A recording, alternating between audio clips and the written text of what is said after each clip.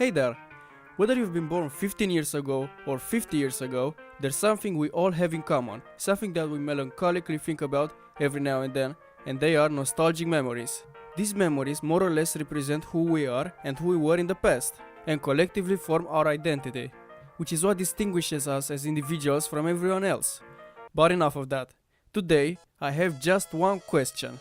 Are old games really as good as we remember them? I personally remember my first games as if they were flawless creations which provided endless amounts of fun, which had graphics reminiscent of real life, or even better than that. I'll take a look at a few games to compare how I remember them to be to how they actually are. The first game I'm gonna check out is Serious Sam: The First Encounter. I don't recall much about this game except for the annoying ball things charging at you from every direction and the final boss, which, quite frankly, gave me nightmares.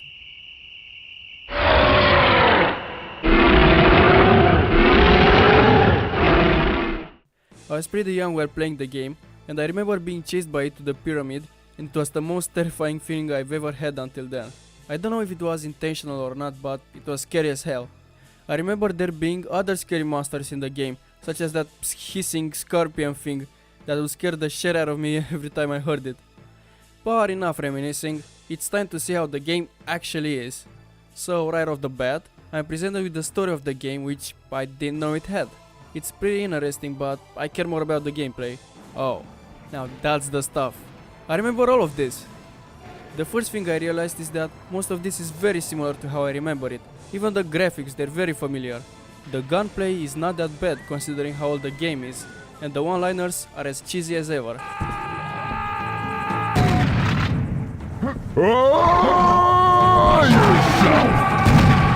Monsters gradually get revealed and become included in the arena-like sections of the game.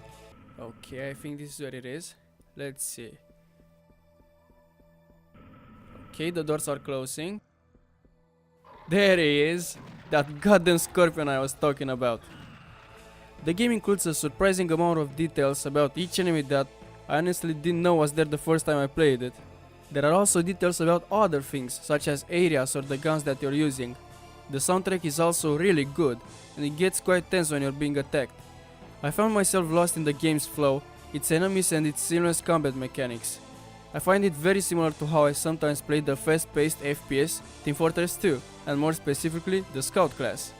Trying to evade enemies by constantly jumping is very fun, and each kill is really satisfying.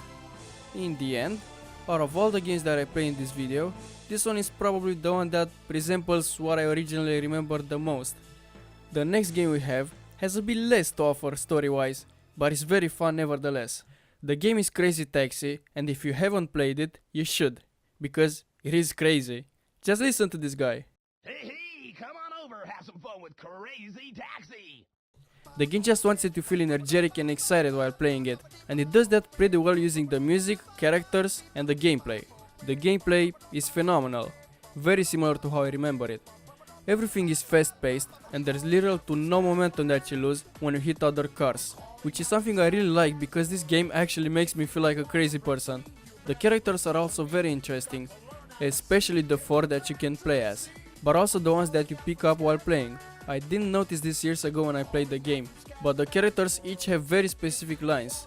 For example, they tell you which direction to go. Go straight! Yeah, I got it! They cheer when you're driving very fast and not hit anything. Yeah! And if you do hit a car, they become disappointed and tell you to be more careful. Watch it, you dummy! And the character you're playing as answers them most of the time with, "Yeah, calm down, don't worry," and other false promises like this. Like, this is some GTA 5 shit going down with this game's dialogue. It really blew me away. Of course, let's not forget about the announcer, which sounds like he's being threatened to be shot unless he says "hey, hey, hey" before every sentence. Okay, but don't freak out on me! The soundtrack is the most surprising part, because it's really fucking good. The main menu music alone has some really awesome sounding drums, which get you pumped up for the game. It's party time, let's have some fun! And the music you hear while playing is something special.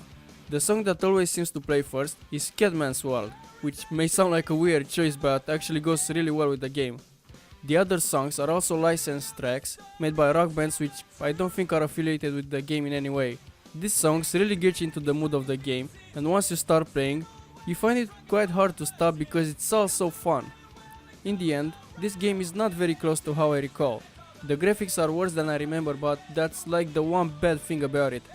Everything else is better than what I remember and make for an awesome experience which I'm glad I've had again. The third and the last one is my fondest game that I've had hundreds of hours of fun in. The original Counter-Strike. It was and still is very popular despite its very old engine because it's very fun and the mechanics are satisfying. CSGO is obviously way more popular, but for such an old game, the original Counter-Strike still holds out very well. I haven't actually recorded anything from this game because I've already played it not too long ago, and I've already formed my opinion about how it is compared to how I remember it. I'll use instead footage from various other YouTubers, with credit of course.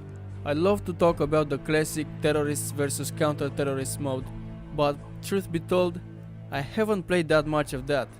The thing that really got my attention a long time ago were community-made mods. The first one that I played was zombie mode. It was something I'd never seen before and it really made me addicted to the game.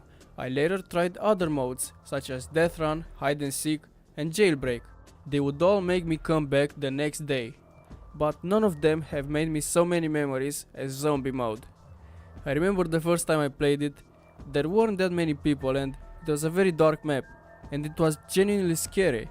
I kept running and shooting and my teammates would slowly be turned against me and I had this feeling of isolation. Even though it was a simple game, the feeling of terror was there. If I had to choose a word to describe this mode, it would be atmosphere. Maybe I was just oblivious, but I remember most servers using very dark or foggy maps, which would really enhance the fear factor. Winning was a matter of using your guns to keep the zombies at bay and knowing where to run. Sometimes map would have climbable sections, but nothing too hard. Nowadays, however, what I see is the complete opposite of what I'm used to. Maps are all completely well lit. When the round starts, everyone goes into huge tunnels and places lasers which instantly kill zombies that touch them. Whose idea was this? If, God forbid, it comes down to having only one human left, that human is the closest thing to an impossible target. Because most of the time, he will have a jetpack which he can use to fly almost endlessly around the whole map, and a rocket launcher which deals massive amounts of damage. Back to the lasers I talked about earlier, from what I've seen, they can only be stopped by destroying the source, which is where they are placed.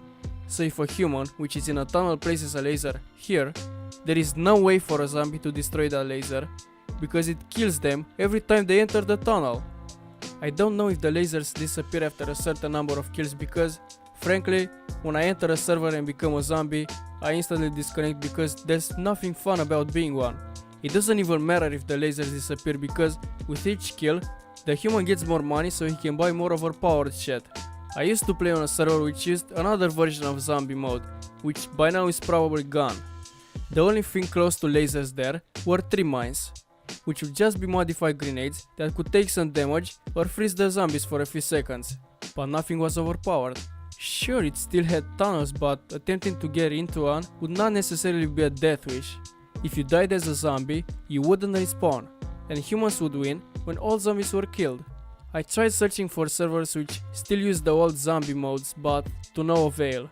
The old, fun, and actually challenging atmosphere is completely gone, and it has been replaced by what seems to be a mindless shoot 'em up game where the single challenging part, that is, the risk of enemies killing you, has been taken away.